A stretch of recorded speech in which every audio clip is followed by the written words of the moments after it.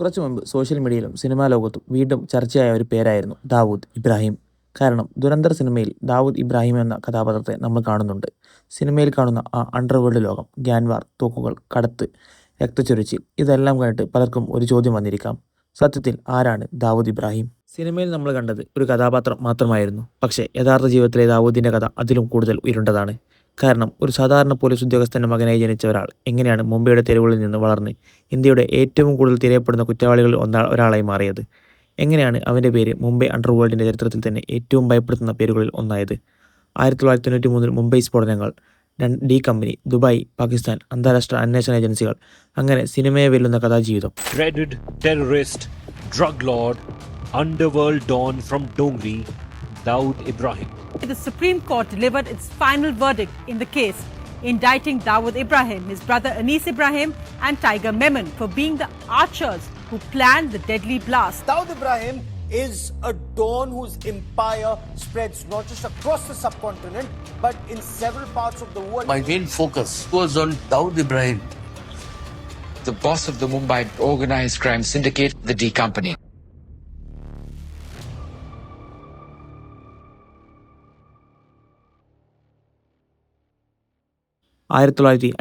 December 26 മഹാരാഷ്ട്രയിലെ ഒരു സാധാരണ കുടുംബത്തിൽ ഒരു കുട്ടി ജനിച്ചു. പേര് ദാവൂദ് ഇബ്രാഹിം കസ്കർ. അച്ഛൻ ഇബ്രാഹിം കസ്കർ. പക്ഷേ മുംബൈ പോലീസ് ഉദ്യോഗസ്ഥനായിരുന്നു അദ്ദേഹം. ഒരു വശത്ത് നിയമം സംരക്ഷിക്കുന്ന അച്ഛൻ, മറുവശത്ത് പതിയെ നിയമം ലംഘിക്കുന്ന വഴിയിൽ നീങ്ങുന്ന മകൻ. കുറച്ചു കഴിഞ്ഞ് ദാവൂദിൻ്റെ കുടുംബം പിന്നീട് മുംബൈയിലെ ഡോങ്രി പ്രദേശത്ത് താമസമാക്കി. അന്നത്തെ ഡോങ്രി മുംബൈയിലെ തിരക്കേറിയതും സാമ്പത്തികമായി പിന്നോക്കവുമായ പ്രദേശങ്ങളിൽ ഒന്നായിരുന്നു. പക്ഷേ അതിനൊപ്പം തന്നെ മുംബൈ അണ്ടർവേൾഡിൻ്റെ സ്വാധീനമുള്ള പ്രദേശവും. ദാവൂദ് വളർന്നത് ഈ ഒരു അന്തരീക്ഷത്തിലായിരുന്നു. സ്കൂളിൽ പോയി, പക്ഷേ പഠനത്തേക്കാൾ തെരുവുകളിലായിരുന്നു അവൻ കൂടുതൽ ആകർഷിച്ചത്. പതിയെ ചെറിയ മോഷണങ്ങൾ, കുറ്റകൃത്യങ്ങൾ, പോലീസുമായുള്ള ഏറ്റുമുട്ടലുകൾ. ഒരു സാധാരണ കുട്ടിയുടെ ജീവിതം പതിയെ മാറിക്കൊണ്ടിരിക്കുന്നു. അന്നാരും കരുതി കാണില്ല ഈ കുട്ടിയുടെ പേര് ഒരിക്കൽ ഇന്ത്യ മുഴുവൻ കേൾക്കുമെന്ന്. അത് 1970-കളിലെ മുംബൈയായിരുന്നു. ഇന്നത്തെ സാമ്പത്തിക തലസ്ഥാനമായ മുംബൈയുടെ മറുവശത്ത് ഒരു വലിയ ഇരുണ്ട ലോകമുണ്ടായിരുന്നു. അണ്ടർവേൾഡ്, സ്വർണ്ണക്കടത്ത്, വിദേശ വസ്തുക്കളുടെ കടത്ത്, ഹവാല പണം, ഗ്യാങ് വാർ. അന്ന് മുംബൈ അണ്ടർവേൾഡിൽ വലിയ പേരുകളുണ്ടായിരുന്നു. ഹാജി മസ്താൻ, കരീം ലാല, വധരാജൻ മുതലിയാർ. ഇവരുടെ സ്വാധീനത്തിന് കീഴിൽ നിരവധി ചെറിയ ഗ്യാങ്ങുകളും വളർന്നുകൊണ്ടിരുന്നു. ഈ ലോകത്തേക്കാണ് ദാവൂദും സഹോദരൻ ഷബീറും പ്രവേശിച്ചത്. ആദ്യകാലത്ത് ചെറിയ കുറ്റകൃത്യങ്ങൾ, പിന്നീട് കടത്ത് സംഘങ്ങളുമായി ബന്ധം. അതിനുശേഷം സ്വന്തം ആളുകളെ കൂട്ടി തുടങ്ങി.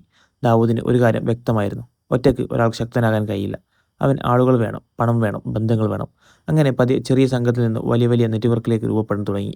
പക്ഷേ ദാവൂദിൻ്റെ ജീവിതം എന്നേക്കുമായി മാറ്റിമറിച്ച ഒരു സംഭവം അധികം വൈകാതെ സംഭവിച്ചു.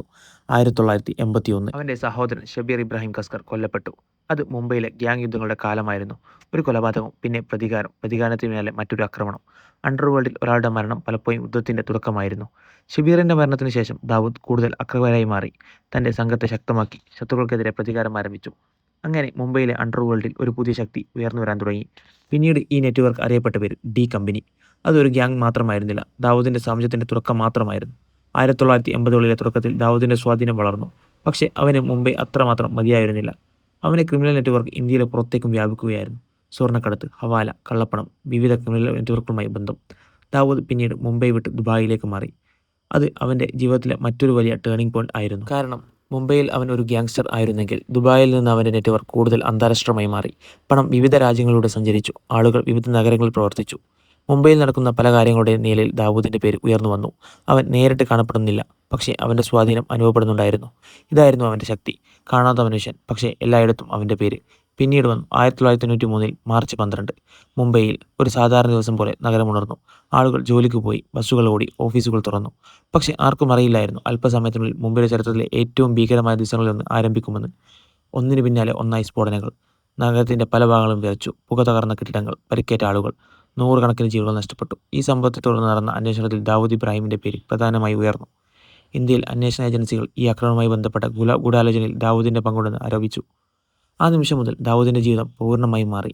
ഇനി അവൻ വെറുമൊരു അണ്ടർവേൾഡ് ഡോൺ മാത്രമായിരുന്നില്ല, അവൻ ഇന്ത്യയുടെ ഏറ്റവും കൂടുതൽ തിരയപ്പെടുന്ന കുറ്റവാളികളിൽ ഒരാളായി മാറി.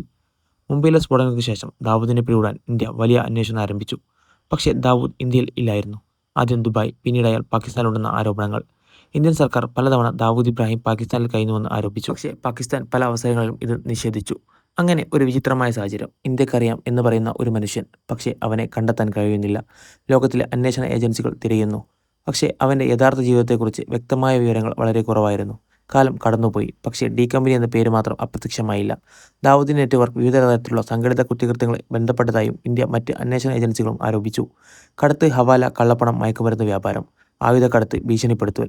മുംബൈയിലെ പല ക്രിമിനൽ കേസുകളും ഡി കമ്പനിയുടെ പേര് വർഷങ്ങളായി ഉയർന്നു വന്നു. പക്ഷേ ഏറ്റവും വലിയ പ്രശ്നം നെറ്റ്വർക്കിൻ്റെ തലവനെ പിടിക്കാൻ കഴിഞ്ഞില്ല എന്നതാണ്. ഒരു സാധാരണ ഗ്യാങ്സ്റ്ററായി തുടങ്ങിയ മനുഷ്യൻ ഇപ്പോൾ ഒരു രാജ്യത്തിൻ്റെ നിയമ സംവിധാനത്തിന് പോലും പിടികിട്ടാത്ത നിലയിലായി മാറിയിരിക്കുന്നു. പിന്നീട് 2023 ഒരു വാർത്ത സോഷ്യൽ മീഡിയയിൽ അതിവേഗം പടർന്നു. ദാവൂദ് ഇബ്രാഹിം മരിച്ചു. ചിലർ പറഞ്ഞു വിഷം നൽകി, ചിലർ പറഞ്ഞു കറാച്ചിയിലെ ആശുപത്രിയിൽ പ്രവേശിപ്പിച്ചു, മറ്റു ചിലർ മരണം സ്ഥിരീകരിച്ചുവെന്നും പറഞ്ഞു. വാർത്ത ഇന്ത്യയിലും പാകിസ്ഥാനും വൈറലായി. പക്ഷേ ഒരു പ്രശ്നമുണ്ടായിരുന്നു. വിശ്വസനീയമായ ഔദ്യോഗിക സ്ഥിരീകരണം ഇല്ലായിരുന്നു. പിന്നീട് ഈ വാർത്തകളിൽ പലതും അഭ്യൂഹങ്ങളാണെന്നും ഫാക്ട് ചെക്കുകൾ വ്യക്തമാക്കി. അതിനുശേഷം ഒരു ചോദ്യം ബാക്കി: ദാവൂദ് ശരിക്കും എവിടെയാണ്? ജീവിച്ചിരിപ്പുണ്ടോ? അതോ ലോകം അറിയാതെ ഈ കഥ അവസാനിച്ചോ? ഇന്നും അതിന് വ്യക്തമായ ഔദ്യോഗിക മറുപടി പൊതുജനങ്ങൾക്ക് ലഭ്യമായിട്ടില്ല. 1955 പോലീസുകാരൻ്റെ മകനായി ജനിച്ച കുട്ടി മുംബൈയിലെ ഡോങ്രിയിൽ വളർന്നു. ചെറിയ കുറ്റകൃത്യങ്ങളിൽ നിന്ന് തുടങ്ങി മുംബൈ അണ്ടർവേൾഡിൽ പ്രവേശിച്ചു. സഹോദരൻ്റെ കൊലപാതകം, ഗ്യാങ് വാർ, ഡി കമ്പനി, ദുബായ്, 1993 മുംബൈ സ്ഫോടനങ്ങൾ, അതിനുശേഷം ഇന്ത്യയിലെ ഏറ്റവും തിരയപ്പെടുന്ന മനുഷ്യരിൽ ഒരാൾ. പക്ഷേ ഈ കഥയിൽ ഏറ്റവും വലിയ ട്വിസ്റ്റ് ഇതുവരെ ഇതിന് വ്യക്തമായ അവസാനമില്ല എന്നതാണ്. ദുരന്തര സിനിമയിൽ നമ്മൾ കണ്ട ദാവൂദ് എന്ന കഥാപാത്രത്തിന് ഒരു സിനിമാറ്റിക് കഥയുണ്ട്. പക്ഷേ യഥാർത്ഥ ദാവൂദിൻ്റെ ജീവിതം അതിലും കൂടുതൽ ദുരൂഹമാണ്. കാരണം സിനിമയിൽ കഥയ്ക്ക് ഒരു അവസാനമുണ്ടാകും, പക്ഷേ യഥാർത്ഥ ജീവിതത്തിലോ? ദാവൂദ് ഇബ്രാഹിം എന്ന പേര് അവസാന ചാപ്റ്റർ എന്നും പൂർണ്ണമായി എഴുതപ്പെട്ടിട്ടില്ല. അവൻ എവിടെയാണ്? ആരാണ് അവനെ സംരക്ഷിക്കുന്നത്? ഡി കമ്പനി ഇപ്പോഴും എത്രത്തോളം ശക്തമാണ്? അവൻ മരിച്ചോ? അതോ ഇപ്പോഴും എവിടെയും ഇരുന്ന് തൻ്റെ സാമ്രാജ്യത്തിൻ്റെ അവശിഷ്ടങ്ങൾ നിയന്ത്രിക്കുകയാണോ? ഒരുപക്ഷേ ഇന്ത്യയുടെ അണ്ടർവേൾഡ് ചരിത്രത്തിലെ ഏറ്റവും വലിയ മിസ്റ്ററി ഇപ്പോഴും അവസാനിച്ചിട്ടില്ല. കാരണം ചില കഥകൾ അവസാനിക്കുന്നില്ല, അവ വെറും നിഴലുകളായി മാറുന്നു. And Dawood Ibrahim may still B the biggest shadow of them all.